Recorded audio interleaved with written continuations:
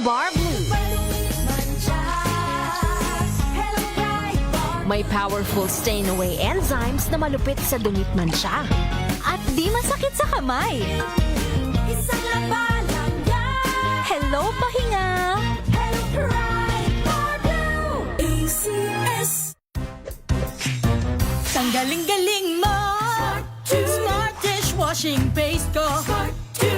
Pritong ulam na masebo, plato o kaldero.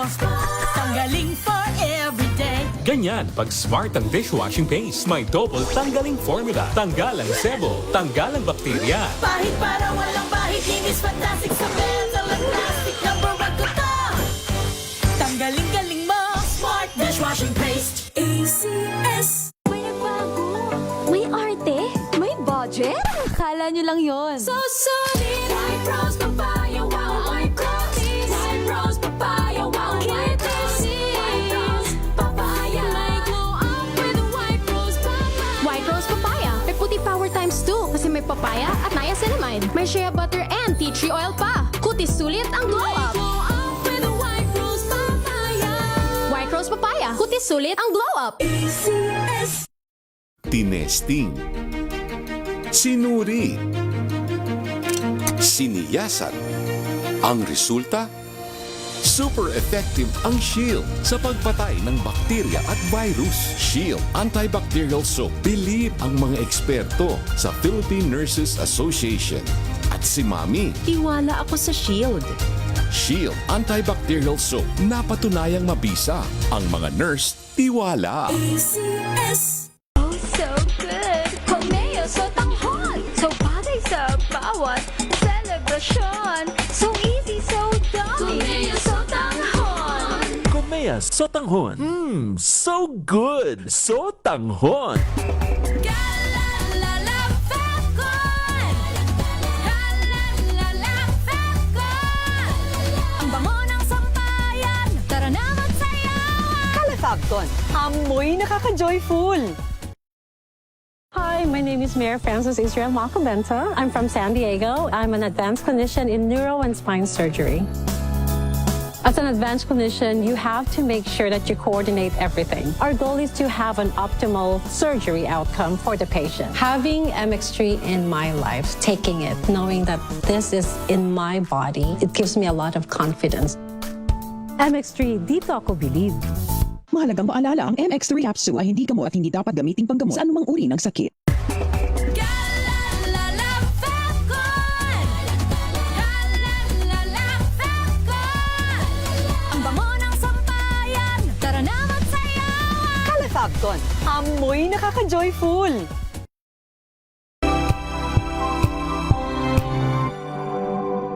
Hello, Washi! Laundry day na naman! Yay! Anong meron? Mancha ng chocolate, putik, may libag pa. Kaya natin yan! With Pride Washing Machine Detergent, may triple stain-away formula. Tanggal ang makapit, madikit, at madupit na dumit mancha. Kaya easy-easy ang labada. Mula noon hanggang ngayon. All you need is pride. All you need is pride. ACS. Maulan man, no worries na amoy kulong ang damit. Charm, Fabcon, bangong kumakabloom. Tanggal amoy kulog sa bango ng charm. Kaya gamit ko, Charm Fabcon with Bloom Fresh technology. Kills 99.9% of kulob-causing bacteria. May aroma burst pa of thousands of flowers and berries. Ang sampay sa loob, no amoy kulob. Bangong kumakabloom sa charm. Charm Fabcon. ACS. Sa lahat ng bagay, simula pa lang, siguraduhing max protection na. Kasi pag kulang ang proteksyon, baka madaling masira. Sa ngipin, dapat may max protection din. Max sa halaga ng unique toothpaste. With Max Protect Formula, help stop cavities before they start, while keeping breath fresh. Try unique maximum fluoride protection. Para max alaga, max protektado. ACS. Kalalala Falcon. Kalalala Falcon. Ang bango ng sampayan. Tara na magsayawan. Calefacton, amoy nakaka-joyful!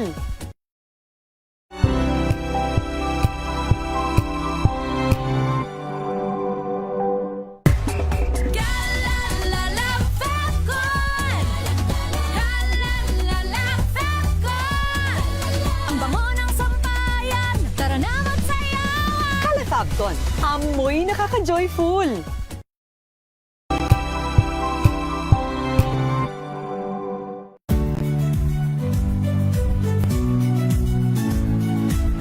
Magandang araw mga kaibigan.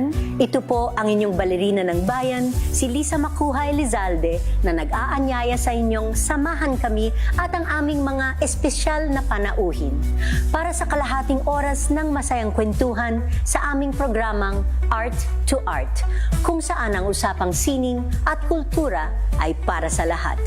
Huwag kaliligtaan, tuwing linggo, alas 3:30 ng hapon, dito lamang sa DZRH Radio, DZRH TV, at via online streaming.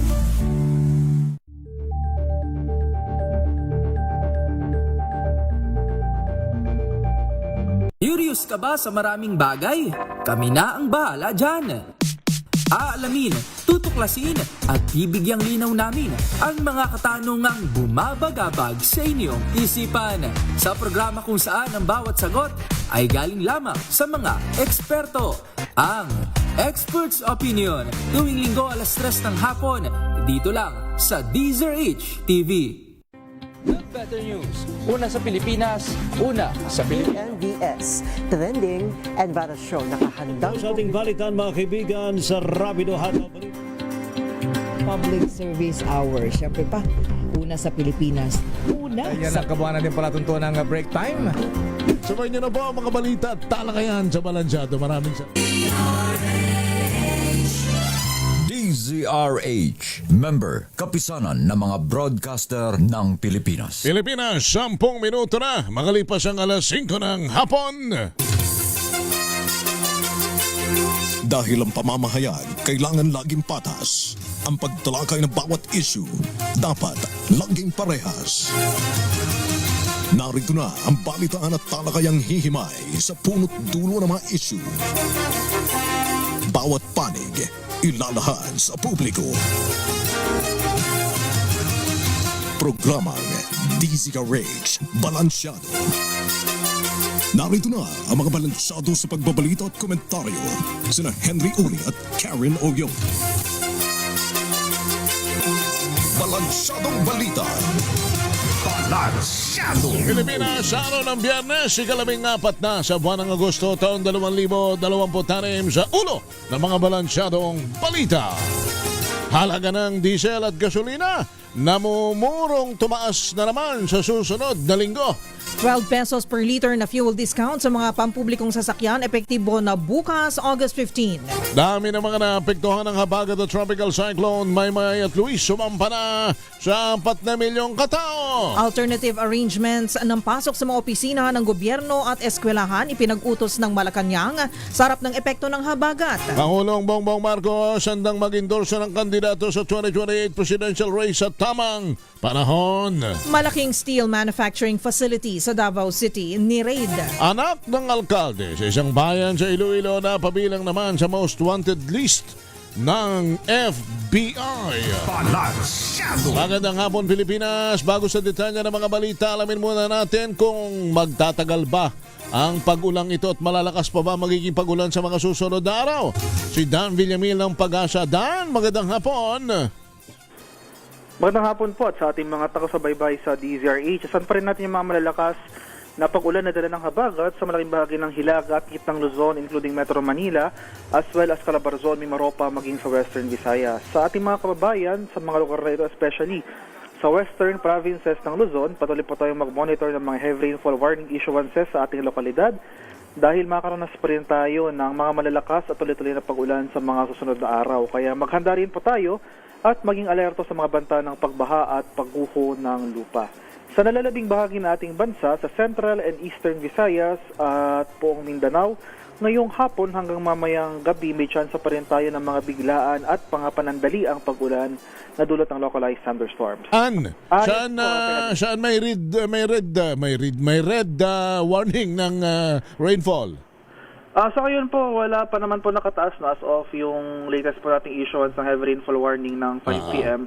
Orange heavy rainfall warning po yung pinakamataas natin na issue sa portions po ng Zambales at Bataan. Okay. Wala naman tayong naiispatang papasok na naman bagyo? Sa ngayon po, wala pa naman tayo inaasahan sa mga sunod na araw, pero for next week, inaasahan pa rin natin na magpapatuloy itong maulang panahon na dala ng habagat. Alright. Thank you, Dan. Thank you po and good afternoon. Alright, si Dan Jamil ng Pag-asa. Samantala, makalipas ang magkakasunod na rollback ngayong Agosto, nagbabadyang tumaas sa susunod na linggo ang halaga ng produktong petrolyo. Ito ay batay sa presyon naman ng krudo sa Mina Plant sa Singapore at sa foreign exchange averages mula August 10 hanggang 13. Ayon sa oil industry sources, ang posibleng adjustment sa lagay ang mga sumusunod. Diesel 375 to 425, gasoline 250 to 3 pesos. Binanggit ng source na tumaas ang global crude prices dahil sa pangamba na mapornada na naman ang sinusulong na peace agreement ng US at Iran, gayon din ang kasunduan sa magbubukas ng Strait of Hormuz. Nakadagdag pa sa pressure ang patuloy na pagbaba ng product inventories, epekto naman ng refinery output disruption habang hindi bumabalik sa normal ang sitwasyon sa nabanggit na strategic area. Samantala, umpisa bukas, August 15, ay magiging epektibo na ang 12 pesos per liter na fuel discount para sa mga pampublikong sasakyan. Itong paalala ng Land Transportation Franchising and Regulatory Board sa mga operator at driver ng public utility jeepneys at UV Express kaugnay sa implementasyon ng nabanggit na programa. Ayon sa LTFRB, ang mga kwalipikado sa 12 pesos per liter na discount sa krudo ay tinatayang makakatipid ng hanggang sa 1,800 pesos kada linggo. Ang naturang diskwento ay mataas ng 2 piso mula sa kasalukuyang 10 pesos per liter na subsidy na ipinapatupad simula noong Abril. Sinabi ni Executive Secretary Ralph Recto na minabuti ng Malacanang na ipatupad ng increase sa naturang subsidy upang makaagapay ang transport sector sa epekto ng krisis sa gitnang silangan. Bagamat nagkaroon ng rollback noong Martes, namumuro sa susunod na linggo ang pagtaas ng presyo ng produktong petrolyo. Epekto pa rin ang sitwasyon sa Middle East. Samantala, umabot naman sa 4,179,097 na katao o 1.205839 million na pamilya naman ang naapektuhan ng pinagsamang epekto ng Bagyong Luis at Maymay at Habagat. Batay sa pinakahuling datos ng Office of the Civil Defense, kabilang sa mga apektadong lugar ng Ilocos Region, Cagayan Valley, Central Luzon, Bicol, Western Visayas, Zamboanga Peninsula, Calabarzon, Cordillera Administrative Region, Metro Manila at Mimaropa. Sa kabuuan, 51,912 na mga katao at 40,511 families ang mga nasa evacuation centers pa rin. Patuloy pa rin umiiral ang El Nino sa bansa at inaasahang tatagal pa ito hanggang sa pagsisimula ng taong 2027. Ayon sa pagtaya ng Pag-asa, inaasahang magiging maulan sa Luzon ngayong Agosto, habang mas magiging maulan naman sa Mindanao pagsapit ng Setyembre. Pagsapit ng Oktubre hanggang Nobyembre, konti na lamang ang mararanasang mga pag-ulan. Inaasahan din ng dry spell sa malaking bahagi ng Luzon pagdating ng Nobyembre. Bukod dito, posible ring mas maging mainit kaysa sa pangkaraniwang temperatura ang panahon sa bansa sa mga susunod na buwan. Sa kabila nito, sinabi ng Pag-asa na posible pa rin na may 7 hanggang 11 bagyo ang papasok sa bansa hanggang sa Enero sa susunod na taon. Samantala, patuloy naman ang pagtaas ng level ng tubig sa Angat Dam matapos ang ilang araw na tuloy-tuloy na pagulan. Batay sa datos ng Pag-asa, umakyat na sa 180.10 meters ang water level ng dam nitong Biyernes ng umaga. Agosto 14 katumbas ng minimum operating level nito. Mas mataas na ito ng halos 2 metro kumpara sa 178.79 meters na naitala nitong Huwebes. Sa kabuuan, nadagdagan pa ng 24 meters ang water level sa dam mula sa 155.41 meters noong Agosto 1 na mas mababa naman sa critical level nito. Inatasan ng Malacanang mga tanggapan ng pamahalaan na magpatupad ng angkop na alternative work arrangements at alternative learning modes sa mga paaralan ngayong August 14 dahil sa patuloy na pagbuhos ng ulan dala ng habagat sa mga susunod na lugar. Katulad po ng National Capital Region o NCR, Zambales, Bataan, Bulacan, Pampanga, Tarlac, Nueva Ecija, Cavite, Batangas, Rizal, Laguna, Quezon at Occidental Mindoro. Magpapatuloy naman ang operasyon ng mga ahensyang nagbibigay ng basic at health services, disaster preparedness and response at iba pang mahalagang serbisyo upang matiyak ang kinakailangan tulong sa publiko. Samantala, nasa diskresyon ng management ang mga pribadong kumpanya kung magsususpindi ng trabaho, magpapatupad ng alternative work arrangements para sa kanilang mga tauhan. 18 minuto na makalipas ang 5:00 ng hapon, tiniyak ng Department of Social Welfare and Development na sapat pa rin ang kanilang pondo para umalalay sa mga Pilipinong apektado ng kalamidad. Kabilang narito ang mga pinamamahaging family food pack sa mga nasalanta ng pinagsamang epekto ng bagyo at habagat. Sa panayam ng DZRH kay Secretary Rex Gatchalian, sinabi nitong aabot na sa halos 900,000 families food packs ang kanilang naipamahagi para sa mga apektado. Narito ang tinig ni Gatchalian. Kung matatanda natin, yung quick response fund ng pamahalaan, wala sa DSWD yun, pero doon kami kumukuha. Kumbaga parang replenishment fund yun eh. Nasa Office of Civil Defense yun, pero pagka may kailangan na kami, pwede nila kami nasignahan. Malaking iba yun. Kaya huwag tayo mag-alala sa mga kung huwag naman sana. Kung may mga dadarik pang sakuna within the remainder of the year, handang-handa naman tayo, pondo-wise at family food pack-wise. Suspendido naman ang pagpapatupad ng number coding scheme sa Metro Manila ngayong Biyernes, August 14, 2026 dahil sa masamang lagay ng panahon dulot ng habagat. Kaya naman maaaring dumaan ang mga sasakyang may plakang nagtatapos sa 9 at 0 sa mga pangunahing kalsada ngayong araw. Paalala ng MMDA sa mga motorista, planuhing maigi ang biyahe at maging maingat sa pagmamaneho lalo na sa gitna ng nararanasang pag-ulan at pagbaha. Samantala, sinalakay ng mga otoridad ang isang malaking paggawaan ng bakal sa Bunawan, Davao City dahil sa paggamit ng substandard material sa kanilang negosyo. Arestado sa operasyon ang pinagsanib ng pwersa ng Presidential Anti-Organized Crime Commission at NBI, ganoon din ang AFP, ang 14 na managers at supervisors ng Davao Mighty Steel Corporation. Bukod sa substandard na bakal, natuklasan sa raid ang tinatawag na radioactive isotopes sa finished products na maaaring magdulot ng panganib sa kalusugan ng mga manggagawa. Samantala, abot naman sa 174 na mga empleyado ng Davao Mighty Steel Corporation ang na-rescue. Sa mga hinuli, 10 ang Chinese incorporators. Nauna na ang ipinasara ng mga otoridad ng Sanjia Steel Corporation sa Misamis Oriental. Sinundan ang operasyon ng Shuwashing Steel sa Pampanga na bawang kinasasangkutan ng mga Chinese nationals. Kinumpirma ni Pangulong Bongbong Marcos Jr. na tuloy-tuloy ang negosasyon para sa terms of reference ng panukalang joint oil and gas exploration para makatulong sa energy supply ng bansa. Sa Presidential Luncheon ng Foreign Correspondents Association of the Philippines, sinabi ng Pangulo na kailangang humanap ng paraan ng ang pamahalaan para maging handa ang bansa sakaling maulit ang naranasan ngayong oil crisis dahil sa kaguluhan sa Middle East. Ay kay Pangulong Marcos, hindi naman lingid sa lahat na naging pahirapan ng supply ng produktong petrolyo na tumaas pa ang presyo at matindi ang naging epekto sa pamumuhay ng mga tao at sa ekonomiya. Sabi ng Pangulo, nakikita niya namang matutuloy ang joint oil and gas exploration na sa hinaharap pero hindi niya daw masasabi kung kailan dahil dedepende ito sa pag-uusap ng lahat ng partido. Una rito, tiniyak ng Department of Foreign Affairs o DFA na ang anumang posibleng joint oil and gas exploration ng Pilipinas sa China o sa sinumang bansa ay mahigpit na susunod sa konstitusyon at mga umiiral na batas. 22 minuto na makalipas ang 5:00 ng hapon, humirit ang kampo naman ni Vice President Sara Duterte na magsagawa ng oral argument sa kanilang motion na ibasura ang mga kasong grave threat laban sa Vice Presidente.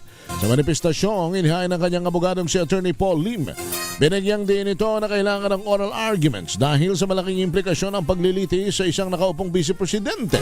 Nauna lang naghain ng motion to quash ang kampo ni Duterte sa 3 bilang ng grave threat sa Quezon City RTC dahil wala ng jurisdiction ng korte sa kanya. Nagugat ang kaso sa bahag naman ni Pangulo dating o ni Vice President Duterte noong November 2024 na pagbabanta umano sa buhay ni Pangulong Marcos, First Lady Lisa Raneta Marcos at dating House Speaker Martin Romualdez.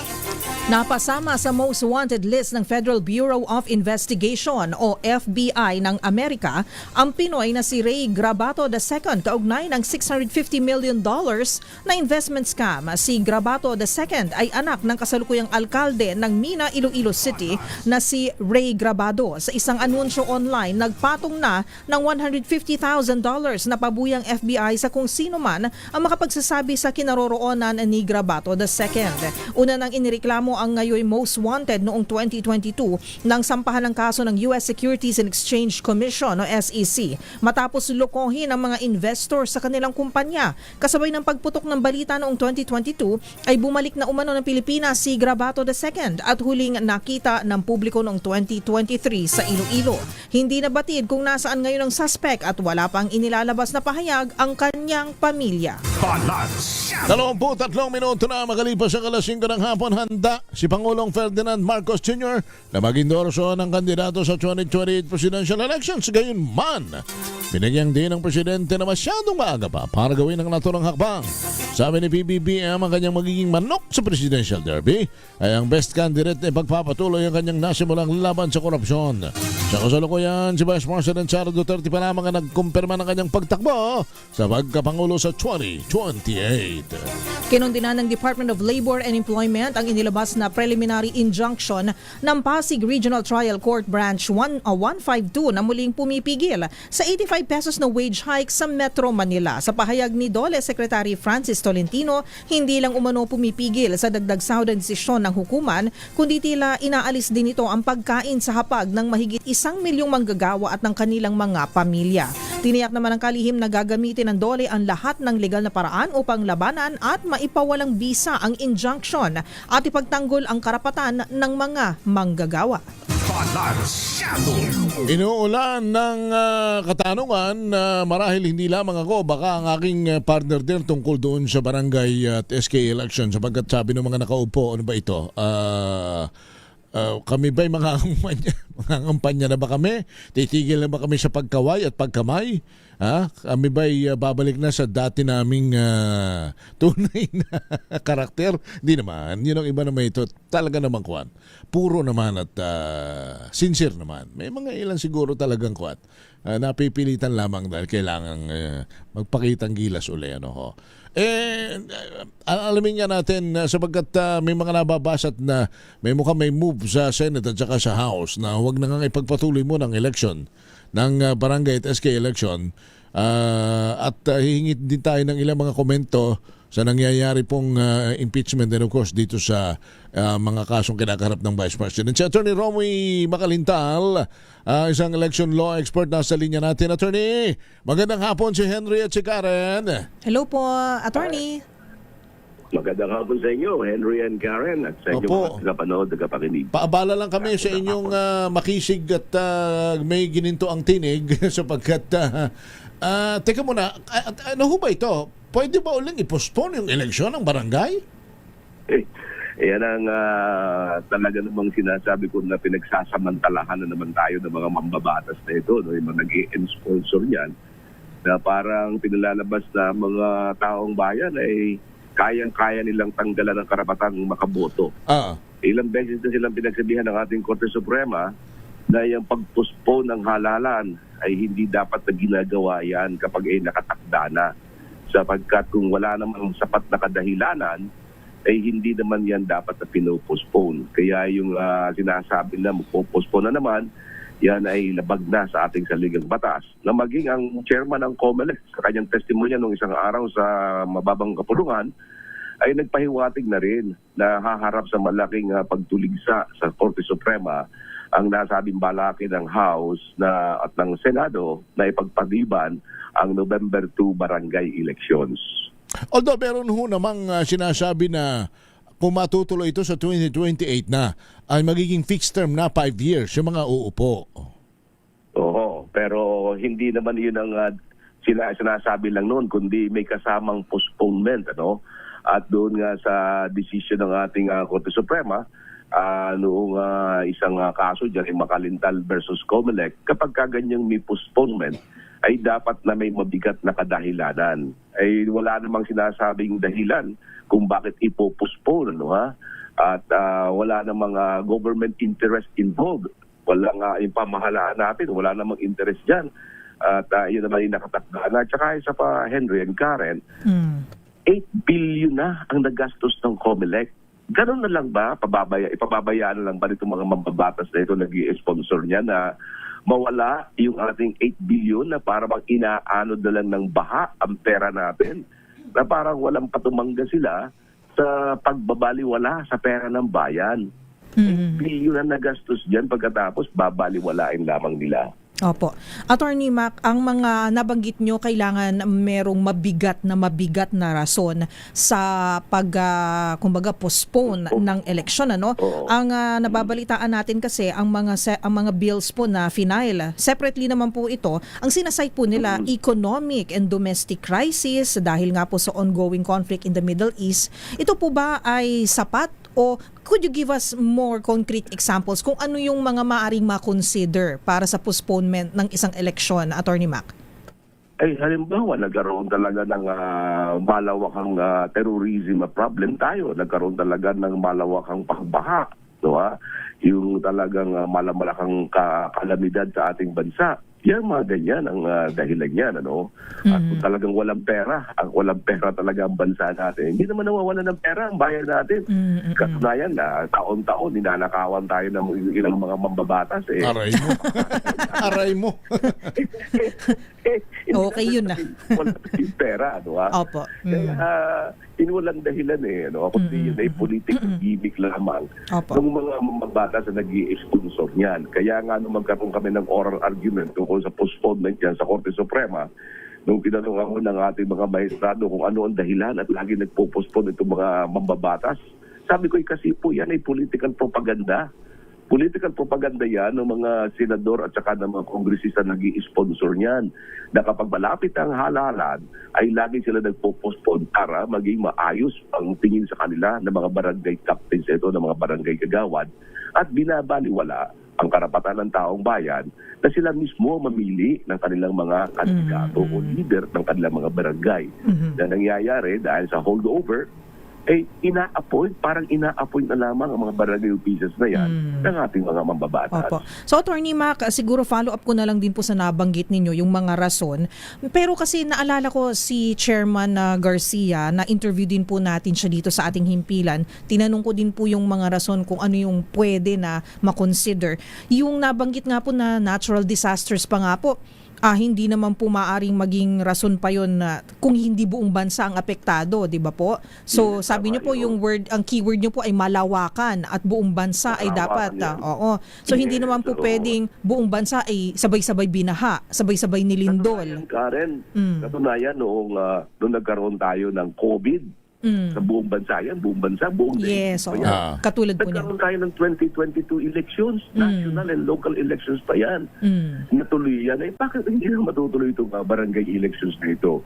Kaya kung babasahin mo yung explanatory note nila, wala akong makitang mabigat na kadahilanan para ito ay mapostpone na naman. At marami na nga sa mga justices ng ating Korte Suprema ang nagbigay ng kailang sarili-sariling opinion na yung ganyang mga kunwari fixing the term of office, Iyan ay subtle way na talagang it is a disguise na yan ay kunwari ay setting the term, pero disguise as yan dahil sa gusto talagang na ay mapuspon ng halalan. Para inilagay nila to set the term of office to 4 years. Ngayon, to fix the term of office to 5 years. Anong pagkakaiba nun to set at to fix? Hindi ba yung parang pinalalabas lang parang tayo mga Pilipino ay tanga? Di ba? Big pardon the word, pero ganun Kaya yun ang sinabi ko nung sa isang interview sa akin. So ang hindi naman kami mga tanga hindi yan maintindihan. Ang nakikita ninyo lamang na rasyonale kung bakit nila gustong i-postpone ito para magkaroon ng utang na loob sa kanila, yung sitting barangay captain ng Sangguniang, so that magagamit din nila as machinery we all know for a fact, no, all politics are local, parang ganon, Attorney Mac. Yan ang aking pananaw dyan, yan ang aking nasabi. At yan yung sinabi ko yan, on record yan, na sinabi ko yan sa ating Korte Suprema. At I was quoted by the Supreme Court. Bigay ng separate opinion sila sa bagay na yan. Would you again challenge this kind of if ever na matuloy itong proposals and bills na ito? Inihahanda ko ng aking sarili, Henry and Karen, para i-challenge. Kasi hindi ko naman pwede pabayaan na yung ating mga kababayan din ay basta na lang mabaliwala. Tayo mismo, ayoko naman na yung aking mga apo balang araw sasabihin, bakit pinabayaan mo na naman ito, hindi ka man lang nagsalita. At least kahit na paano, matalo man ako sa Korte Suprema, at least nakilaban tayo, pinaglaban natin ang bagay na yan. Hindi natin yan pinabayaan. Very well said. Attorney, kami makahingi na rin lamang sa inyo as a constitutional law expert, kasi mayroong mga debate sa kaisipan na tama bang kasuhan yung pangalawang pangulo sa Regional Trial Court ng grave threat samantalang nililitis sa impeachment court yung kanyang kaso naman as impeachable officials? Well, may mga decision na yan ng ating Korte Suprema na ang isang impeachable official na katulad ng Vice President, iyan ay hindi pwedeng kasuhan ng criminal case na may kaakibat na parusang removal from office. Kasi kapag ikay convicted of grave threats, may perpetual disqualification from holding public office yan kasi it involves a crime involving moral turpitude. Sa maaari siyang matanggal. Ngayon, iyan ay labag sa ating saligang batas kasi kapag kinasuhan mo yan sa Regional Trial Court, magkakaroon ng panganib na siya'y matanggal sa tungkulin sa pamamagitan ng court action na sa ilalim ng ating batas, ang isang impeachable official ay pwede lamang matanggal sa pamamagitan ng impeachment. At yan ay sinabi ng ating Korte Suprema doon sa 1988 case ng Raul Gonzales na report tungkol sa isang justice ng Korte Suprema na nais niyang ipadisbar. Ang sabi ng Korte Suprema, ang justice ng Korte Suprema ay isang impeachable official. Kapag pinidisbar mo siya, parang tinatanggal mo na siya sa kanyang tungkulin kasi isa sa mga qualification ay maging abogado. So, hindi siya pwedeng matanggal sa pamamagitan ng court action kundi sa impeachment lamang. Pwede mo siyang kasuhan ng kriminal kapag siya ay natanggal na sa pamamagitan ng impeachment o kaya siya ay natapos ang kanyang termino. Yan ay katulad nitong kaso ni Jojo Binay na siya ay incumbent Vice President na may nagsampa ng kaso ng about misuse of public funds. Pero miss din lamang yan kasi nga, sabi ng korte ay hindi po pwede yan kasi impeachable yan na may kasamang parusang removal from office ang misuse of public funds. Kaya mababaliwala yung provision ng saligang batas na ang kanyang mga official ay pwede lamang matanggal sa office pamamagitan ng impeachment. Pero pagkatapos na sila ay mawala sa tanggapan, pwede nang tuloy naman ang kaso nila. Okay. So para malinaw po, Attorney Mac, habang ongoing po yung impeachment trial, para po sabihin na natin, kasi ang purpose naman po ng prosecution ay matanggal sa pwesto, tama po, as a Vice President si Sara Duterte. After ng desisyon ng impeachment trial, kung meron pong mga partido o kampo na gusto po siyang kasuhan ng criminal cases po, doon na po sila pwedeng mag-file. Tama po ba? Okay. Tama yun. So hindi pwedeng sabay. Kahit na wala siyang nakabimbi na impeachment case, kahit na malinis siya ganyan, hindi pa rin po pwede. Kaya halimbawa, so the only lang po is through the impeachment, kumbaga. Yes. Para bang hatod, halimbawa ng COMELEC chairman, hindi mo siya pwedeng ihabla ng kahit anong criminal case na may kasamay kaakibat na parusang pag-removal from office kasi hindi siya pwedeng ma-remove sa office sa pamamagitan ng court kundi sa pamamagitan ng impeachment lamang. So, ganun din ang kalagayan ng kahit na sino. Halimbawa, ombudsman, COA, COA Commissioner, Supreme Court Justice, COMELEC. Yung mga yan, pag ang ikinaso mo ay kasong kriminal at ang magiging hatol ay removal from office and perpetual disqualification, hindi po pwedeng sampahan ng kaso sa mga regular na korte, sa impeachment court lamang. Sa impeachment court lamang. lamang. Pero kung ma-acquit man siya sa impeachment court, kung ano man mangyari sa kanya doon, tutuloy na lang yung criminal case. Paano po to may final po na criminal charges for grave threats ang DOJ? Well, usually, dinidismiss yan ng korte. Pero for kung lack of ganun, jurisdiction. pero kung ganun, Attorney Mac, why file in the first place? Siguro, alam mo naman, ganyan naman talaga dito sa atin. Basta may pwedeng i-file. It's very easy to file. Napakadali na mag-file ng kaso. Pero yung to prove the case is a different thing. And to hold on with the case, ibang usapan yun. Actually, ang statement ho nung abogado ni Vice President is magkaroon ng oral arguments between the complainant and of course the respondent. Pwede naman yun. Para naman daw malinaw nga na itong ganitong kaso ay ito impeachable officials, hindi dapat ito pinag-uusapan sa regular na korte. Pero kahit na walang oral argument yan, hindi na kinakailangan. Pagpatagal lamang ng oras yun Nagbibigay naman sila ng kailang summation o kaya ng mga komento. Yun pwede na yun. Para pag nabasa yun ng judge, madali naman yun yung madesisyonan. Kasi meron naman mga basis yan at saka may mga desisyon na ang ating Korte Suprema sa ganyang mga issues. Pero Attorney, ano lamang ang kasong pwedeng ikaso sa regular na korte sa mga impeachable officials for that matter, for educational purposes? Meron ba rin naman pwedeng ikaso? Walang maaaring ikaso sa kanila, basta't ang may kaakibat na removal from public office. Madidismiss lamang yun kasi sabihin nga walang jurisdiction. Hanggat hindi natatapos ang kanilang termino ay hindi sila makakasuhan. Kaya nangyari, katulad nung nangyari kay Mr. Jojo Binay, so na-dismiss yung kaso niya habang siya nakaupo bilang Vice President.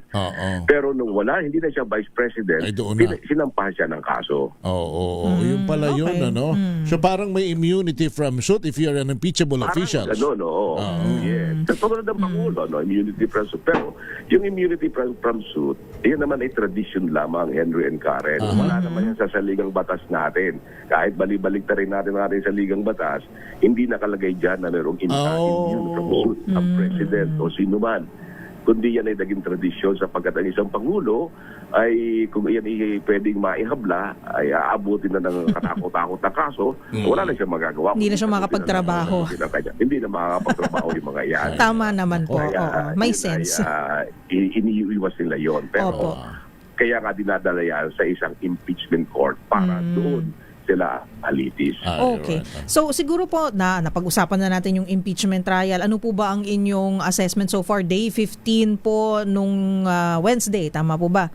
Nagiging mainit po ang balitaktakan sa pagitan ng dalawang panig po, ano? Nagiging generational divide. May ganun po. It's very entertaining and sabihin na natin, Attorney Mac, entertaining and engrossing and educational. Sometimes exciting. Yes, opo. Ano pong assessment yung so far, Attorney Mac? Sabi nga, yung mga matanda ay ayaw ng mga samahan ng bata. Yung bata naman ay ayaw igalang ang matanda. Kaya yun ang nangyayari doon sa laban nila ng dalawang abogado. Well, siguro okay naman yung takbo ng paglilitis. At yun nga lamang, siyempre maraming mga delay ang nangyayari. Pero palagay ko, sa akin palagay niya, para mapabilis yan, dapat ang ating mga senador and mga senators, judges, dapat tingnan nilang mabuti yung pre-trial order na yung mga pre-trial briefs ng prosecution at defense panel. Kasi doon sa pre-trial brief nila, naroon ang listahan ng mga witnesses na ipipresent nila. Dito sa Article 1 na ito, merong mga 30 witnesses ang nakalinya dyan. Siguro panahon na ngayon para pag-aralan ng Senate sa impeachment court na baka pwedeng sabihin sa prosecution. Pag-aralan nga ninyo mabuti, baka naman itong mga ibang testimonya rito ay corroborative lamang. Uulitin lamang ang testimonya ng iba.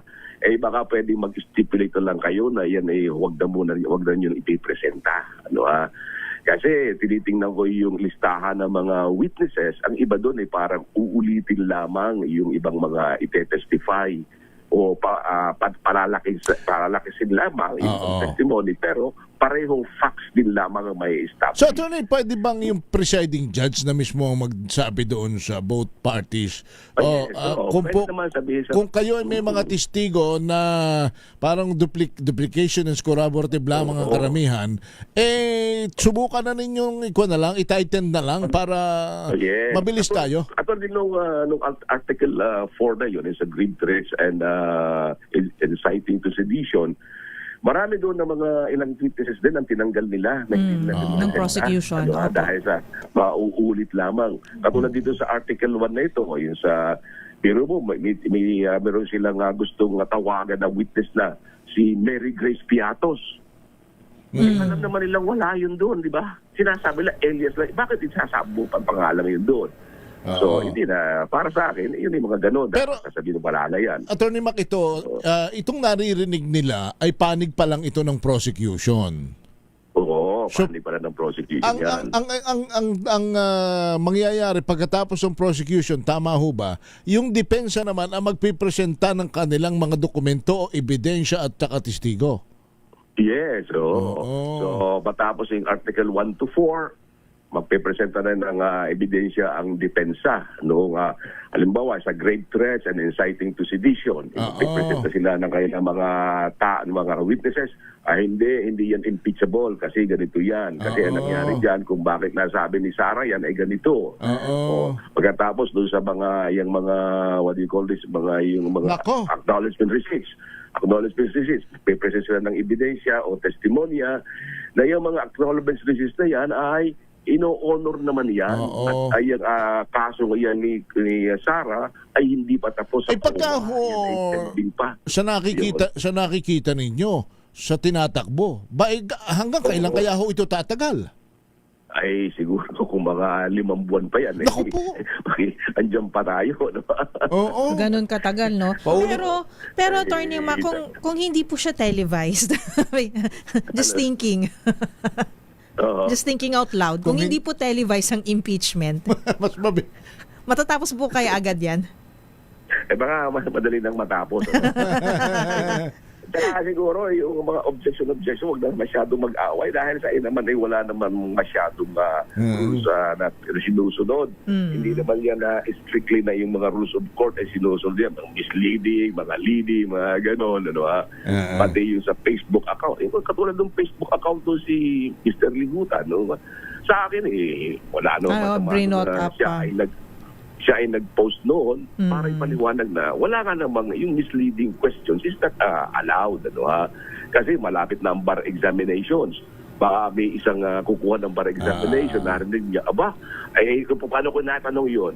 Are misleading questions allowed during a cross-examination? Kung yes, ay mali nga yun. Nagkamali na yun. Although ang punto naman ang punto naman nung kabila ay dapat huwag mo nang sabihin sa publiko yan. Huwag mo naman kung gusto mong isabihin yan dito sa loob, dito sa open court. Pero siguro nadala yun nadala. Isa siyang profesor. Tsaka isang abogado magaganon siguro para for the public to understand ito hindi pwede. Pero maganda, Attorney Mac, maganda itong impeachment. Ang dami nagiging abogado pagkakatapos ng araw. At baka maraming ma-inspire na kumuha ng abogat siya. Sabi ka talaga yun. Marami nagtato. At pag ako'y nagsisimba, paglabas, Attorney, ano ko yung ibig sabihin ng subjudice? Ayun na nga. Sige, paki-please. Okay. Ano ba yung subjudice? Ang iba Attorney, ano ba yung sinasubjudice? Ibig sabihin, subjudice, pending before the court's consideration. Ibig sabihin, nakapending pa yung kaso. Dahil ilalim ng mga rules ng ating Korte Suprema, ipinagbabawal na yan ay i-discuss ng in public sa media. Kasi para mangyayari yan, trial by publicity. O kaya, kung ipapayagan na laging ganyan, kung sinong may pera sa PR, kung yung partido. May advantage. Dahil kung kalaban niyo wala, hindi mo makapagsalita, ay di para maririnig ng lamang ng tao yung tungkol doon sa ganong isang party lamang. Kaya pinagbabawalan yan yung may subjudice tayo. Yung pala yung tinatanong sa inyo. Huwag maging popularity contest para mangyayari yan. I see. Popularity contest na lamang yan. Subjudice. Kaya ang pinag-uusapan lamang dyan, ano na ang nangyari sa kapwa. Pero yung merito noon, iwasan na lang natin. Attorney, kami po ay sumasaludong muli, nagpapasalamat sa inyo sa inyong napakalaking tulong sa bayan sa DCRH sa mga pagpapaliwanag ng ganito. Thank you. Maraming salamat. Isang malaking karangalan, Henry and Karen, na maging bahagi ng inyong palatuntunan at anytime, basta makakatulong tayo, tuloy tayo. Lalo-lalo na, Henry and Karen, sa mga senior citizens. Ay, yes naman. Salamat. Sa tinig ng senior citizen, salamat Attorney Romulo Macalintal. Thank you. Thank you po, Attorney. Si Attorney Mac, salamat po. 47, yun naman ang kanya pong mga paliwanag na maaaring tayo malilinawan lalo. Correct. Learning sa atin lahat. Siguro nakakatuwa pagkatas magsimba ni Attorney Mac, ang dami nakapila gusto magtanong sa kanya. No? Lalo na yung mga ano ba yan? Yung mga nakakabulol na mga mga Latin-Latin. Yung mga justificandum. Yun, ano pong ibig sabihin nun? Jusis tecum. Tsaka yung esekrema porsale. Alam mo ba yun? Esekream porsale. Alam ko na yan. Alam mo ba yun? Esekream porsale? Ayan. It's a tita joke, you know. Ha, ha, ha. Babalik tayo. 48 minutes after 5. I'm Henry Uri. At ako po si Miss Karen Oyong. Ang oras na yan ay hatid sa inyo ng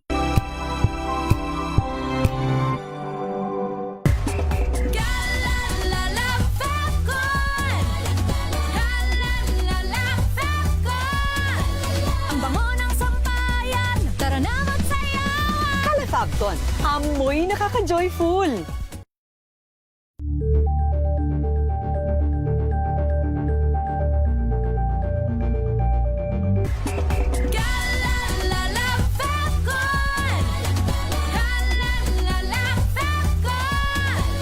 bango ng sampayan, tara na magsayawan. Fabcon.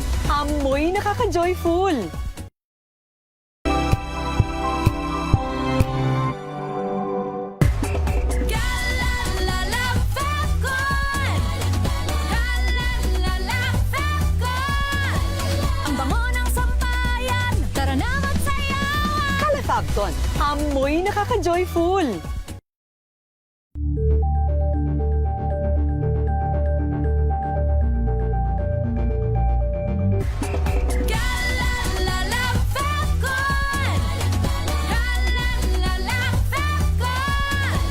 Ang bango ng sampayan, tara na magsayawan. Fabcon. Amoy nakaka-joyful.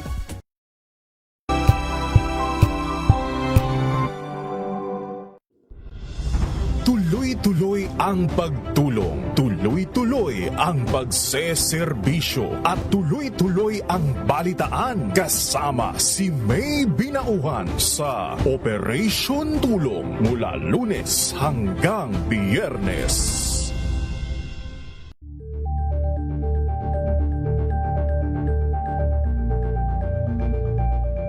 Ngayong ika-87 taon ang kauna-unahang himpilan ng radyo sa Pilipinas ang DZRH, patuloy pa rin magbabalita, magseserbisyo at magbibigay pag-asa sa iba't ibang sulok ng bansa. 1994 nga nang inilunsad ng One Nation, One Station sa inisyatibo ni NBC Media Group Chairman Mr. Fred J. Elizalde. Naabot ang nasa 97% ng populasyon sa Pilipinas gamit ang nationwide satellite broadcast. Patunay ang 20 relay stations mula Luzon, Visayas at Mindanao sa patuloy na dedikasyon ng DZRH sa loob ng maraming dekada.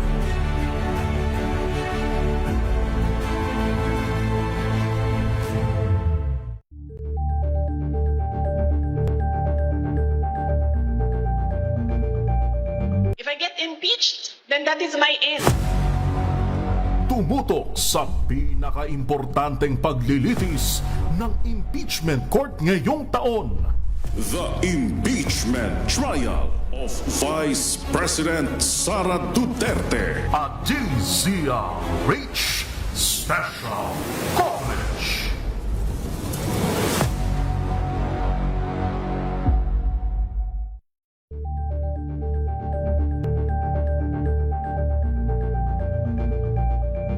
Kasabay ng mga hamon at pagbabago sa paglipas ng panahon, nananatiling tapat ang DZRH sa paghahatid ng serbisyo sa publiko.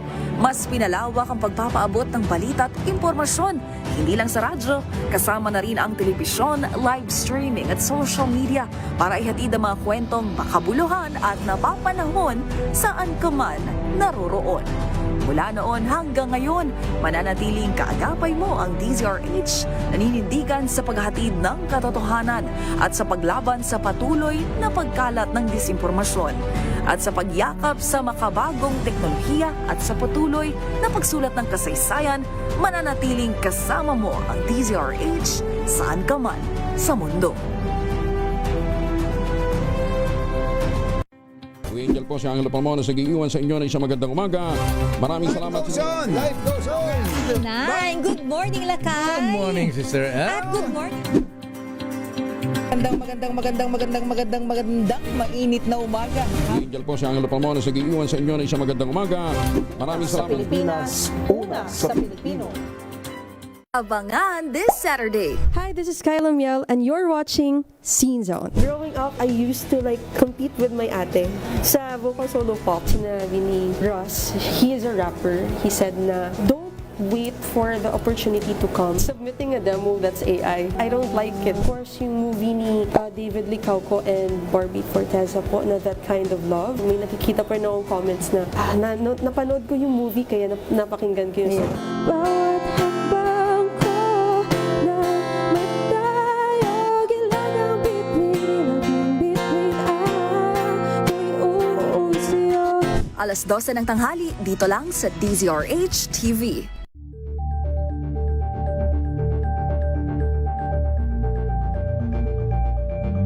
Maagang balitaan, maagang usapan sa mga issue at balita. Kasama si Kuya Angelo Palmones sa Magandang Umaga Pilipinas. Mula Lunes hanggang Biyernes. Better News. Una sa Pilipinas, una sa Pilipinas. NBS, trending and variety show nakahandang sa ating balitan mga kaibigan sa Rapido Hataw. Public Service Hour. Siyempre pa, una sa Pilipinas.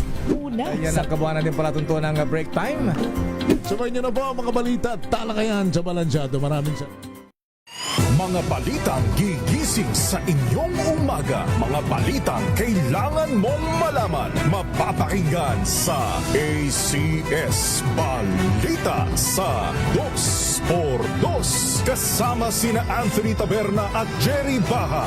Lunes hanggang Biyernes.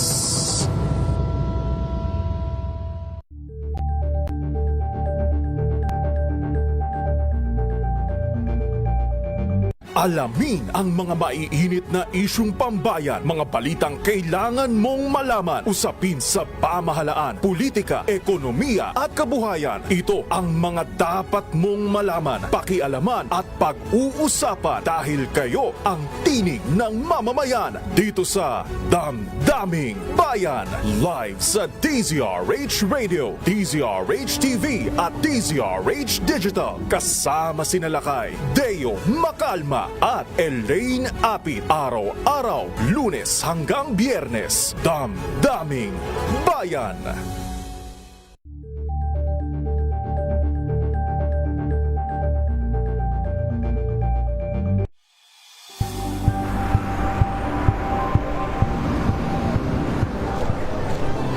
Ating mga eksperto. Dito lang sa Expert Opinion.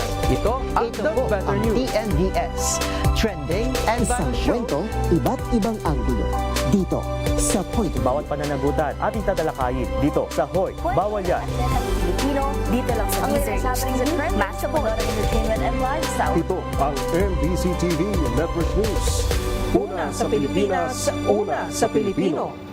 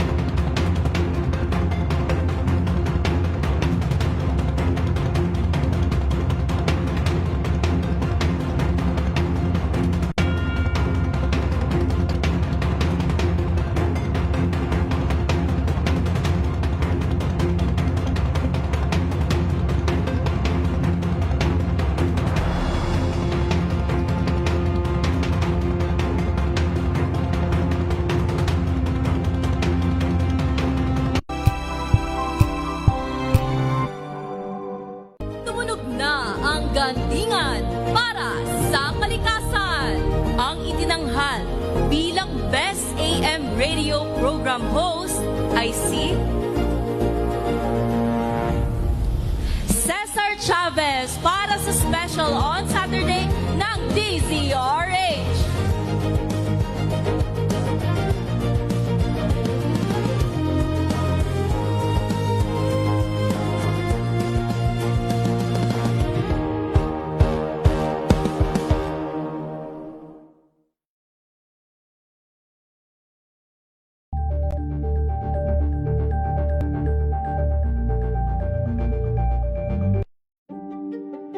Buklatin ang mga pahina. Pakinggan ang boses ng lipunan. Tunghayan ang mga issue mula sa ibang katayuan. Nakakalungkot kasi deserve ba namin ng ganito? Na hindi nila alam kung ano talaga yung kanilang mga karapatan. Yung gobyerno, tinulungan nila yung kanilang magsasaka. Pinapatahimik tayong lahat using various laws. Through education, kayang-kaya nating baguhin yung ganitong klaseng pag-iisip. Isang kwento, iba't ibang anggulo.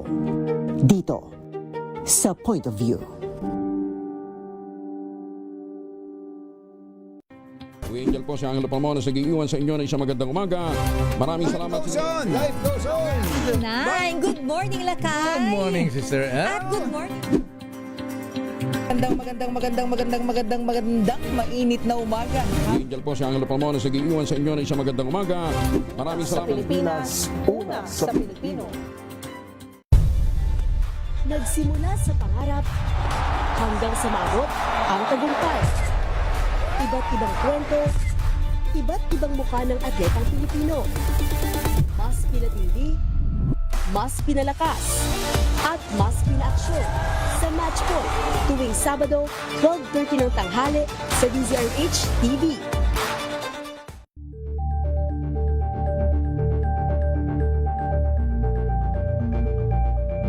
We've got you covered. From the hottest hits, exclusive interviews, kilig to the bones fan meet experience, and hataw performances of your favorite stars. Saturdays, 12 noon, dito lang sa DZRH TV. Better news. Una sa Pilipinas, una sa Pilipinas. NBS, trending and viral show. Nakahandang sa ating balitan mga kaibigan sa Rapido Hataw Balita. Public Service Hour. Siyempre pa, una sa Pilipinas. Una Yan ang kabuuan natin palatuntunan ng break time. Sabay niyo na po ang mga balita at talakayan sa Balansyado. Maraming salamat. Tambalang Anthony Taberna at Jerry Baha ang gigising sa inyong umaga dahil lalatay ang humahagupit na diskusyon at komentaryo Lunes hanggang Biyernes sa 2x2.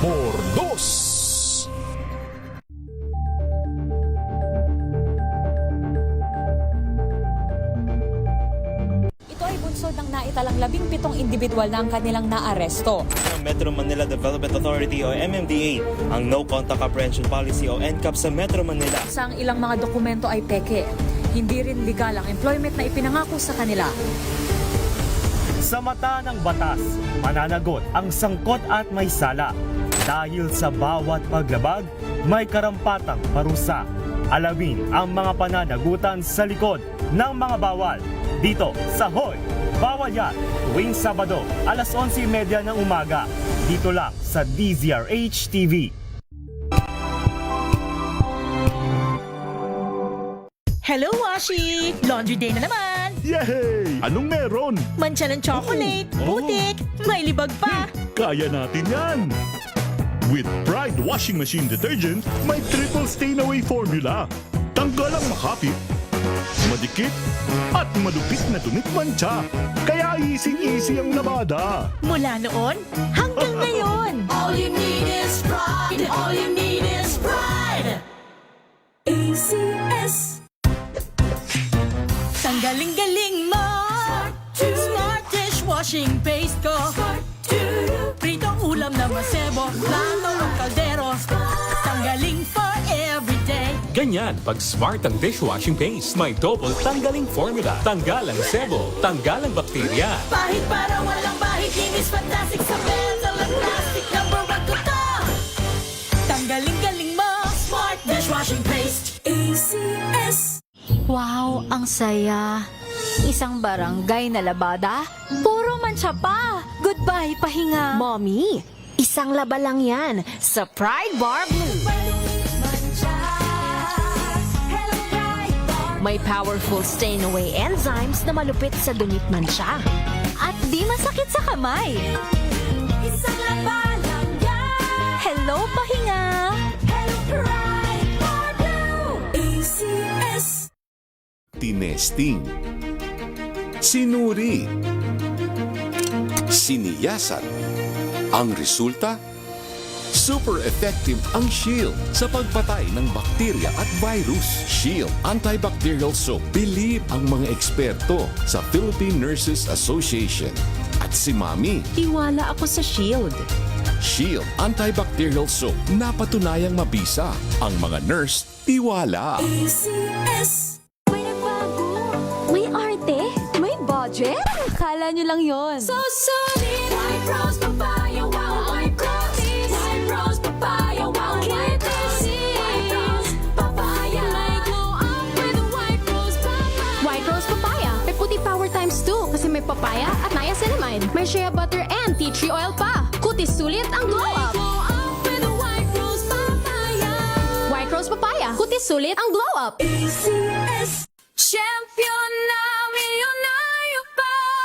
Pagkakataon mo na namang manalo ng 1 million pesos. Tax-free. Dahil eto na naman ang champion na milyonaryo pa. At ngayon, may papremyo na rin kami para sa inyong mga suking sari-sari stores. Ilagay sa isang malinis na papel ang iyong complete name, age, address, contact number at pirmahan. Maaari din ilagay ang iyong suking sari-sari store at ang kanilang address at contact number. Ilagay sa isang white legal-sized envelope na nakipang na rin man sa mga required proof of purchase o POP. Ang tamang bilang ng empty sachets, wrappers o mga pouch ng mga sumusunod na makikita sa official website and Facebook page ng Champion na Milyonaryo Ba, Champion Bar, Champion Powder, Champion Liquid Detergent, Champion Fabric Conditioner, Champion Dishwashing Liquid at Champion Dishwashing Paste. At sa labas ng envelope, ilagay ang Champion na Milyonaryo Pa, ang POP na ginamit at ang MBC radio station na iyong pinakikinggan. Ihulog ang iyong entry sa mga drop boxes na matatagpuan sa iyong mga favorite MBC radio stations. Mas maraming entries, mas malaki ang chance mong manalo. 1 million pesos tax-free ang pwede mong mapanalunan sa Grand Draw. Libo-libong piso ang ipamimigay sa mga weekly draws na gaganapin sa mga MBC stations nationwide.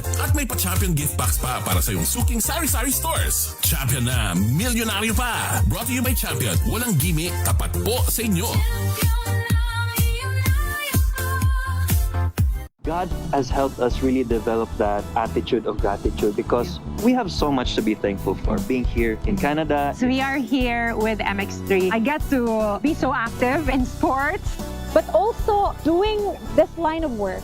Even when we travel, when we bring MX3 with us, it's really helping us a lot. It's a must-have. Yeah. We never leave home without it.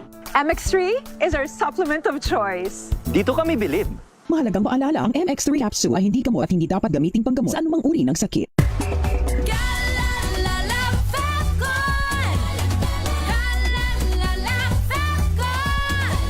Ang bango ng sampayan, tara na magsayawan. Calefabcon, amoy nakaka-joyful.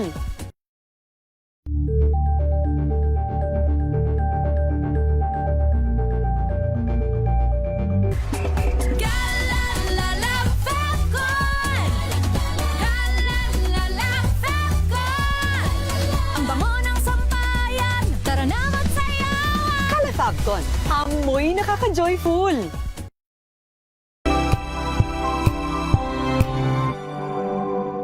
Hello, Washi! Laundry day na naman! Yay! Anong meron? Mancha ng chocolate, putik, may libag pa. Kaya natin yan! With Pride Washing Machine Detergent, may triple stain-away formula. Tanggal ang makapit, madikit, at malupit na dumit mancha. Kaya easy-easy ang labada. Mula noon hanggang ngayon. All you need is pride. All you need is pride. ACS. Sa lahat ng bagay, simula pa lang, siguraduhing max protection na. Kasi pag kulang ang proteksyon, baka madaling masira. Sa ngipin, dapat may Max Protection din. Max sa alaga ng Unique Toothpaste. With Max Protect Formula, helps stop cavities before they start, while keeping breath fresh. Try Unique Maximum Fluoride Protection. Para Max sa alaga, Max Protektado. ACS. May nagbago, may arte, may budget. Akala nyo lang yon. So solid. White Rose Papaya, wow, white coffee. White Rose Papaya, wow, white coffee. White Rose Papaya. May glow up with White Rose Papaya. White Rose Papaya. May puti power times 2 kasi may papaya at niacinamide. May shea butter and tea tree oil pa. Kutis sulit ang glow up. Glow up with White Rose Papaya. White Rose Papaya. Kutis sulit ang glow up. ACS.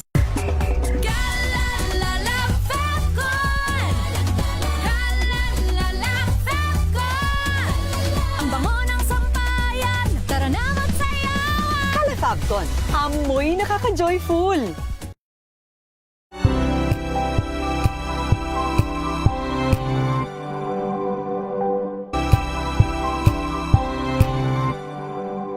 Curious ka ba sa maraming bagay? Kami na ang bahala dyan. Aalamin, tutuklasin at bibigyang linaw namin ang mga katanungang bumabagabag sa inyong isipan. Sa programa kung saan ang bawat sagot ay galing lamang sa mga eksperto. Ang Expert's Opinion tuwing linggo 3:00 ng hapon dito lang sa DZRH TV.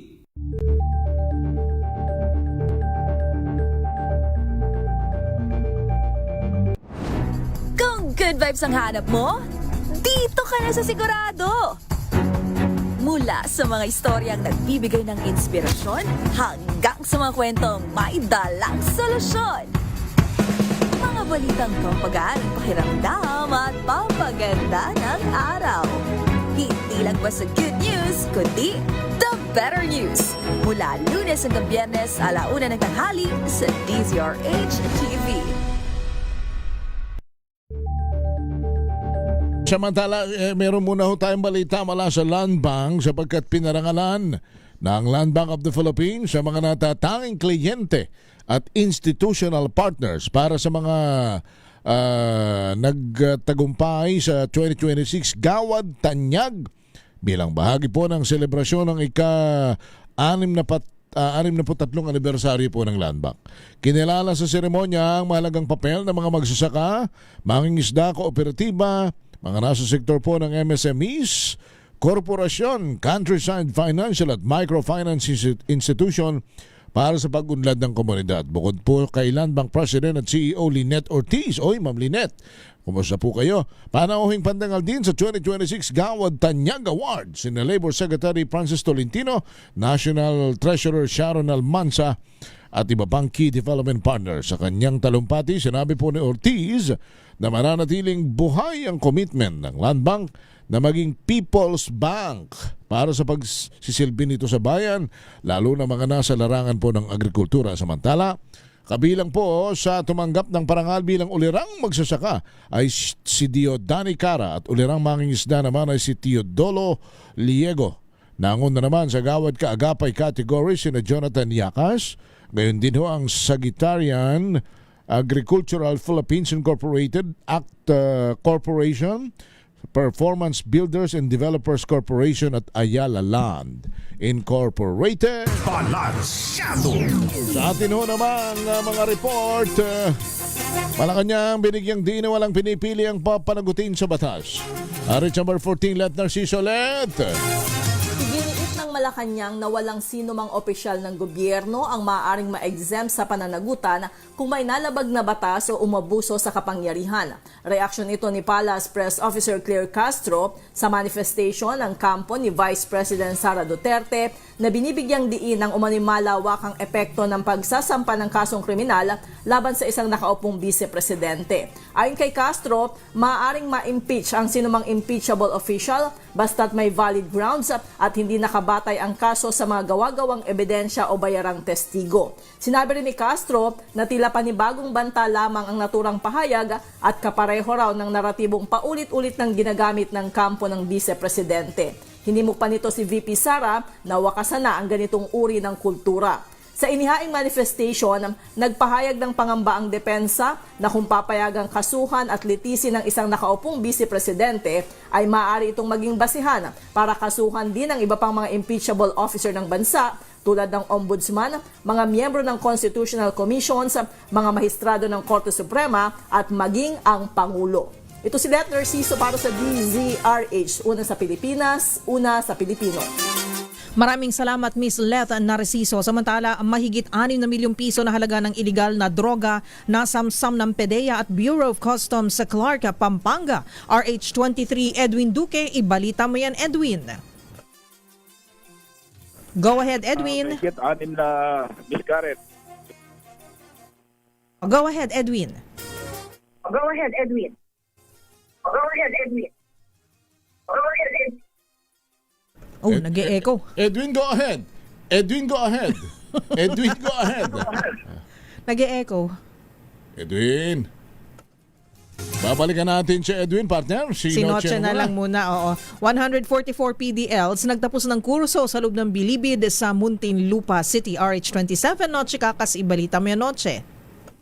Miss Kay at Kuya Henry, binati ni Bureau of Corrections Director General Gregorio Catapang Jr. ang 144 persons deprived of liberty o PDL na matagumpay na nakapagtapos sa kanilang kurso sa ilalim ng Development Professional Growth Program, isang kolaboratibong inisyatibo sa pagitan ng Bucor at ng University of the Philippines Open University. Ang graduation ceremony ay ginanap sa medium security compound ng Bucor and National Headquarters sa lungsod ng Muntinlupa. Sa talumpati ni Katapang Jr., tinukoy ang tagumpay ay higit pa sa sertipiko upang paghandaan ang panibagong pag-asa para sa kanilang kinabukasan. Binigyang diin na higit pa sa mga akademikong credentials ang tagumpay na sumisimbolo sa kanilang personal sa paglago at pag-asa.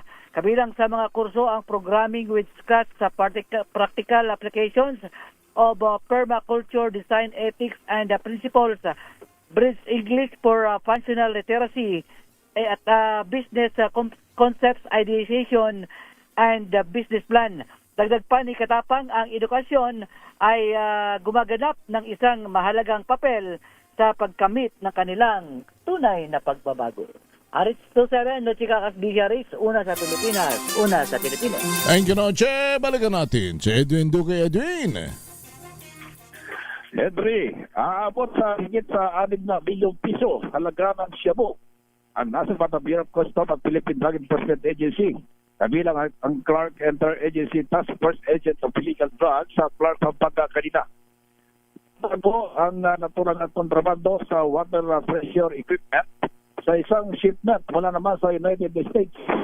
Kasunod dito sa paglis ng sinagawang scamming sa pamagitan pa rin ng X-ray inspection project ng Bureau of Customs.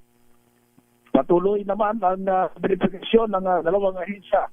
Ang sa ibang detalye nitong nakumpisang container ba na pang-ongoing pa rin yung sinasagawang pagsusuri ng laman ng container, kinalain kung may kasalanan pa ito maliban sa kanilang nakumpiska.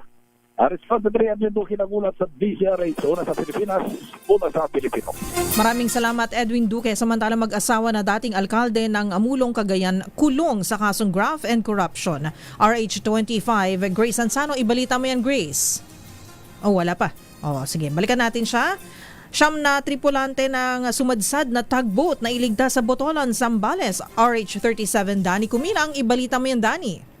Matagumpay na nailigtas ang siyam na tripulante ng tugboat na SL Sual 1 matapos itong sumadsad at mabuta sa baybayin ng Barangay Bangan, Botolan, Zambales ngayong Agosto 14, 2026. Agad na rumesponde ang Botolan Rescue Team sa pangunguna ni MDRR MO Head Officer Andy Divino, katuwang ang Philippine Coast Guard, Botolan at mga mangisdang mula Porac upang isagawa ang rescue operation. Ligtas at nasa maayos na kalagayan ang lahat ng tripulante matapos ang matagumpay na pagsagip. Samantala patuloy na pinapayuhan ang mga residente, partikular ang mga nasa coastal areas, na iwasan muna sa anumang aktibidad sa karagatan habang masama ang lagay ng panahon upang maiwasan ang anumang insidente at mapanatili ang kaligtasan ng lahat. Dani ko bilang RS37, DZRH, una sa Pilipinas, una sa Pilipino. Thank you, Danny! Balansyado! 6:17. Ang oras na yan ay hatid sa inyo ng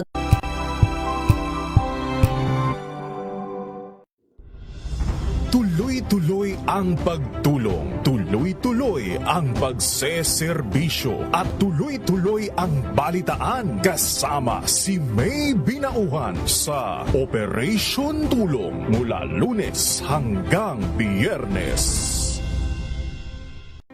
Angel po si Angelo Palmona sa giiwan sa inyo ng isang magandang umaga. Maraming salamat. Life goes on! Good morning, Lakay! Good morning, Sister Ann. At good morning. Magandang mainit na umaga. Angel po si Angelo Palmona sa giiwan sa inyo ng isang magandang umaga. Maraming Sa salamat. Pilipinas, una sa Pilipino. Ngayong ika-87 taon ang kauna-unahang himpilan ng radyo sa Pilipinas, ang DZRH, patuloy pa rin magbabalita, magseserbisyo at magbibigay pag-asa sa iba't ibang sulok ng bansa. 1994 nga nang inilunsad ang One Nation, One Station sa inisyatibo ni MBC Media Group Chairman Mr. Fred J. Elizalde. Naabot ang nasa 97% ng populasyon sa Pilipinas gamit ang nationwide satellite broadcast. Patunay ang 20 relay stations mula Luzon, Visayas at Mindanao sa patuloy na dedikasyon ng DZRH sa loob ng maraming dekada.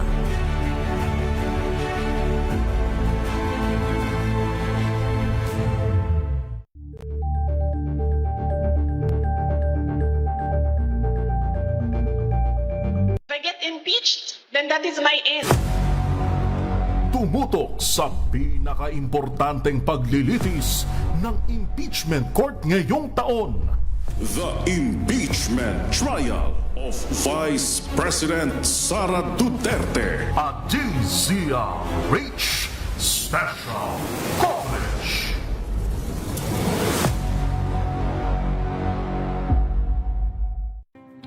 Better news. Una sa Pilipinas, una sa Pilipinas. NBS, trending and viral show. Nakahandang sa ating balitan mga kaibigan sa Rapido Hataw. Public Service Hour. Siyempre pa, una sa Pilipinas. Una Ayan sa... ang kabuhanan din pala tuntunan ng break time. Sabay niyo na po ang mga balita at talakayan sa Balansyado. Maraming salamat. Kasabay ng mga hamon at pagbabago sa paglipas ng panahon, nananatiling tapat ang DZRH sa paghahatid ng serbisyo sa publiko. Mas pinalawak ang pagpapaabot ng balita at impormasyon, hindi lang sa radyo, kasama na rin ang telebisyon, live streaming at social media para ihatid ang mga kwentong makabuluhan at napapanahon saan ka man naroroon. Mula noon hanggang ngayon, mananatiling kaagapay mo ang DZRH, naninindigan sa paghatid ng katotohanan at sa paglaban sa patuloy na pagkalat ng disinformasyon at sa pagyakap sa makabagong teknolohiya at sa patuloy na pagsulat ng kasaysayan, mananatiling kasama mo ang DZRH saan ka man sa mundo.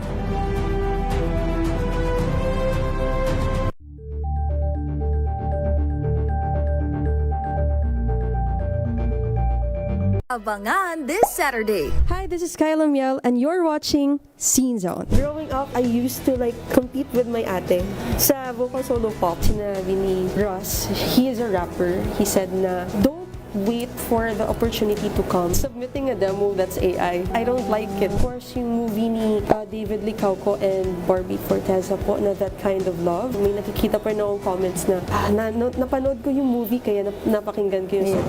Bawat hakbang ko na magtayo, gilagang bitbit, laging bitbit ako'y uunsiyo. Alas 12 ng tanghali, dito lang sa DZRH TV.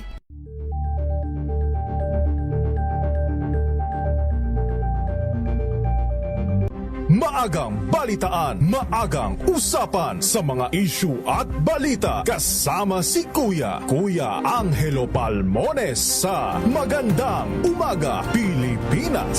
Mula Lunes hanggang Biyernes. May alam ako mura, partner, may kadouble pa. Sa mga manonood mo ng sine sa weekend, tinatry ko pong mag-book ng tickets online. Mahal pala, no? Ang mahal. Mahal na Yung sinabi pala. ni Attorney Capuna na The Odyssey. Doon na lang ako Doon sa tayo daw mag-IMAX. Doon na lang ako sa may kadouble. Wala nang mga ganun na sinihan. Ano ba yan? Yung may kumakalabit pa. Grabe, partner. Ang mahal na ng sine ngayon, no? Parang, paano kung mag-date kayo, di ba? 850 yung IMAX, 990 yung IMAX Premium seat. Alam mo yung... Pero meron kayong bottled water at meron kayong popcorn. Alam mo yung... Share na lang kayo. Alam mo, papanoorin ko yung Bihagin Mo Ako. Lalaking Matapang. Ano ba yan? Tapos ang kadouble niya, Alikabok. Sa ilalim ng dagat. Huwag tayong ganyan, nakaka-asma yan yung alikabok. Yan ang mga magagandang panoorin, di ba? Di mo ba inaabot yun? Yung ano? Yung Bihagin Mo Ako, Lalaking Matapang. Hindi. Ninong, No. hindi ako nagkakamali. Hindi. Kumpare ko yun, Ninong ni Elaine ng ano. Si Senator? Bihagin Mo Ako, Lalaking Matapang. Ano ba yan? Tapos Alikabok sa ilalim ng dagat. Ano ba mga title? Napaka-creative. Friday, Swell Day pa. Yes. Kaya nga, di ba, manood tayo sine. Sayang pala, kung nangyari pala, Diyos, yung dagdag na 60 pesos. Di ba? Meron na sana ngayon tayong kaunti, wala. Tama ba? Kasali na dapat yun sapagkat nag-take effect yun on July 25. Tama ba? Hindi kasali tayo. Hindi pa. Hindi kasi tayong minimum wage earner. Kung makatayo ka naman, Ferdy Piñero, alam mo, kasama ka sa increase. Kasi hindi naman above minimum wage tayo. In fairness naman sa MBC. Ikaw naman. Sige na. Akala ko kasi, hindi, ang alam ko nakakatanggap tayo ng kwan, di ba? Pag may talagang wage increase na kautusan ng Malacanang. Grabe naman ito si Josa, kumakadukha naman. Ikaw lang yun, Miss Kay. Dukha kami. Oy, hindi ka dukha. Makadukha. Makadukha ka. Anak ni Parin Bogs, hindi ka dukha. Si Parin Bogs ay... Parin Bogs, magandang hapon, ha? Magandang gabi. Naka-IMAX sa namamahalan na nga ako, Sasama nga kayo, kinukontra nyo naman, Sige. Bibili na dapat ako ticket, mag-iingat kayo, ha? Friday, maulan, sweldo. Medyo, alam nyo naman, mahirap ang panahon, maraming makakati ang kamay. Mag-iingat sa mga enterprising sa lansangan, ha? Yan yung mga cellphone, bag, wallet. You are so politically, you're a diplomatically, politically correct. Ulitin mo? Enterprising? Enterprising. Isa daling... mga kawatan. Mga kawatan kayo. Pero kasi, sabi ni Secretary Wingatch, Secretary, siguro pakilinaw nyo ito at pakikorek nyo ito. Kasi ang sinasabi niya, 600,000 na mga Pilipinos ang kumakain na ngayon ng tama. 600,000. Secretary, 107, ilan na ba tayo? 117 million na tayo, hindi ba? Kung di ako nagkakamali, 117.7 million na ho tayo, Secretary. So kung sinasabi ninyo na 600,000 lamang yung kumakain ng tama, pag ibinangga mo yun sa 117 million, ilan yung kumakain ng hindi tama? Nakakabahala yun sapagkat ibig sabihin makakahulugan ito, partner, na marami ang magre-resulta sa malnutrition sapagkat pag hindi ka kumain ng tama, magiging malnourished ka. Kung yun ang ating pagbabatayan, sana maipaliwanag na maigi yan, kasi ang dami na natin, tapos sasabihin nyo lamang 600,000 lamang palang kumakain ng tama. Baka ang ibig sabihin naman nun ay ibig sabihin ay natugunan yung kanilang kagutuman, maski pa paano, 'di ba? Lagyan ninyo ho ng kicker na maski pops. At maiintindihan naman yan ng tao. Oo. Sapagkat may krisis tayo eh. Pwede naman sabihin, maski pa paano po, meron tayong 600,000 naman na napapakain ng maayos. Yan. Ha? Yan. Nadagdagan ng 600,000 ang napapakain ng maayos. Di ibig sabihin, merong pinanggagalingan. Ako, kapag apply na kayang consultant dito mga ito. May mga narratives kasi na medyo hindi tamang bitawan agad siya yung papawid. Speaking from experience kasi dahil nasa media kami. Yes. Kasi pwede. Parang alanganin yung statement. Alanganin yan eh. Diba? Diba Ma'am Ilinaita Lopez, ba? Taga Gentry. Sige. Ilinita? Makinig maigi! Ito na ang chance mo na manalo ng instant 500 pesos kapag narinig mo na ang mahiwagang kring-kring. Tignan mo na ang iyong cellphone, baka ikaw na ang susunod naming winner sa kring-kring panalo malakas sa telepono. Paano sumali? Bisitahin ang Facebook page ng DZRH, fill up pa ng Google Sheet na nakapin sa DZRH FB page at hintayin ang aming tawag sa telepono. Kring-kring na! Alright. Taga General Trias, Cavite. Oo. Si Ma'am Elenita Lopez. Ma'am Nita, Ma'am Ellie, Ma'am Eileen. Ano ba nickname nyo, ma'am? Ano po palayaw nyo, ma'am? Good evening po. Good evening po. Hi, ma'am. Ano po bang palayaw nyo, ma'am? Ma'am Eli, Ma'am Nita, Anita? Eileen po. Ay, Eileen. Kayo po ba ay married na? Yes, sir. Sorry ka na lang, married na siya. Sino po ang inyong first love? Si Sir Deo Macalma. Ay, grabe, Boss Deo. Talaga? Kailan ka na in love sa kanya, Ma'am Eileen? Matagal na, sir. Matagal na. Naku, teka mo. Naano ko dun sa mga bubuit niya dati. Akala ko naman isa po kayo siya nagpatibok ng puso ni Deo Macalma. Nagagwapuan ba kayo kay Deo Macalma, Ma'am Eileen? Nakita mo na siya sa Facebook, no? Yes, sir. Yes, ma'am. Diba? Ma'am, pero Cavite niya talaga po kayo? Hindi po. Las Piñas po ako. Pero dito kami nangungupahan. Ay siya. Sige po. Bibigyan na namin kayo ng pambili ng hapunan pag nasagutin yung tanong ni Karen.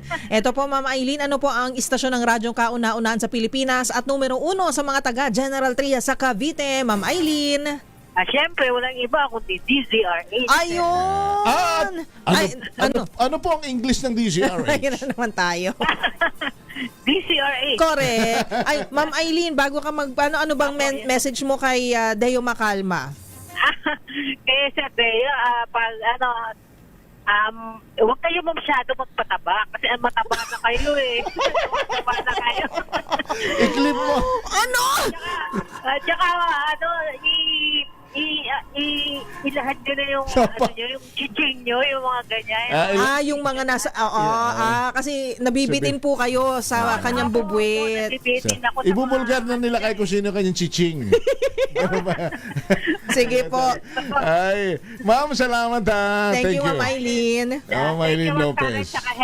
Salamat. Welcome po. Biglang napapreno ng madiin si Boss Deo. Boss, diet ka na daw, boss. Matapos niya tayong pakainin kanina. Talaga kailangan mo. Boss, kailangan mo na talagang bumili ng nipple patch. Love ka, boss. Boss Deo, love ka ni Miss Eileen. Lagi siya nakikinig sa ikaw pala inyong first love. Ayon sa aking bubwit, sino ang may chiching? Ilabas mo na daw ang sagot dahil nabibiti na si Ma'am Eileen Lopez ng General Trias, Cavite. Ang first love ay si Boss Deo. Nice! Ang sweet naman. Salamat po! Sumain nyo na ang kabuuan ng balitaan talakayan sa Balansyado. Palagi natin hong tatandaan kung gusto nating umasenso sa buhay. Tayo po'y manalig at palaging magdasal sa may kapal. Huwag gagawa ng masama sa kapwa. Bagkus gumawa lagi ng mabuti. Dahil ang paggawa ng mabuti ay hindi magbubunga ng masama. At samahan pa ito ng pagtulong sa mga nangangailangan dahil help is wealth. At susunod na po si Attorney Cam Cheryl Adami Molina dahil Friday ngayon. Siya pong inyong makasama. Ang kanyang topic po, pwede bang ibalik ang nakaraan. Joke lang. Pwede bang ibalik ang pangalan mo sa pagkadalaga o maiden name sa passport? Ba, maganda to. Bakit? Bakit nga gusto, Attorney Cam? Nangangamoy may itinatakwil na ito. Susunod na po yan. Ako po si Henry Uri. At ako po si Miss O, Miss Karen Oyo. Bye! Balansyado!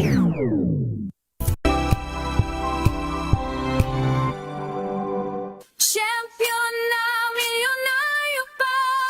Pagkakataon mo na namang manalo ng 1 million pesos. Tax-free. Dahil eto na naman ang champion na milyonaryo pa. At ngayon, may papremyo na rin kami para sa inyong mga suking sari-sari stores. Ilagay sa